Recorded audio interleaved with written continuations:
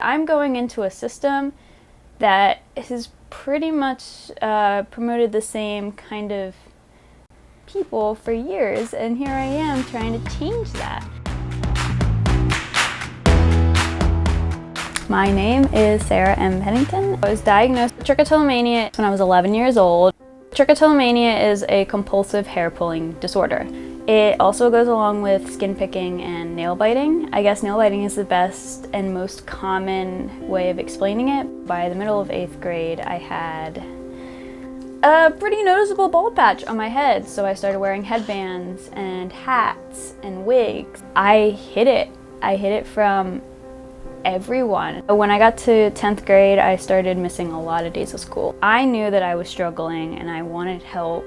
My psychiatrist recommended a residential treatment program, so I ended up there for 3 months, and that experience really was kind of the turning point in my journey in helping me figure out who I was, accept myself, and start becoming more outspoken about my disorder.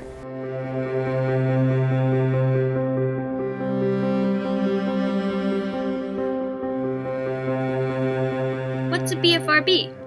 BFRB stands for Body Focused Repetitive Behavior. Today I went to school without a hat.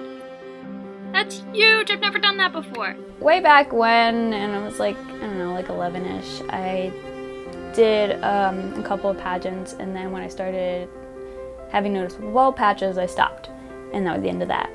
So I had one friend who I had kept from that time period, and when she saw what I was doing with my videos and my advocacy work, she said, "I think you have the perfect platform. You should do this Miss America Outstanding Teen Local."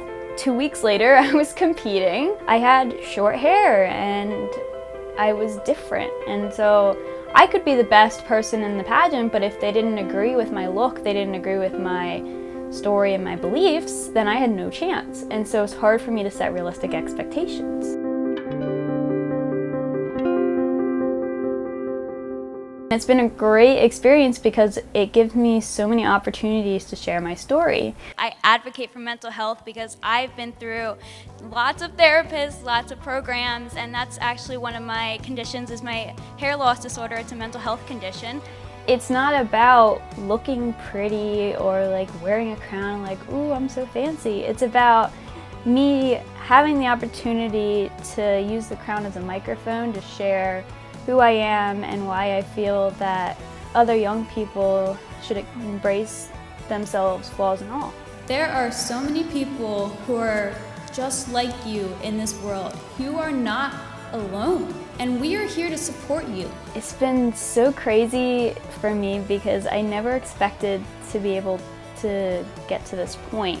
There was a point where suicide was a thought in my head. And so being able to encourage people and change others' lives is something that I want to continue for the rest of my life. I know that whatever I do, if I'm not inspiring people, then I won't be happy with it. Don't let anybody get in the way of your dreams. You can do anything you put your mind to.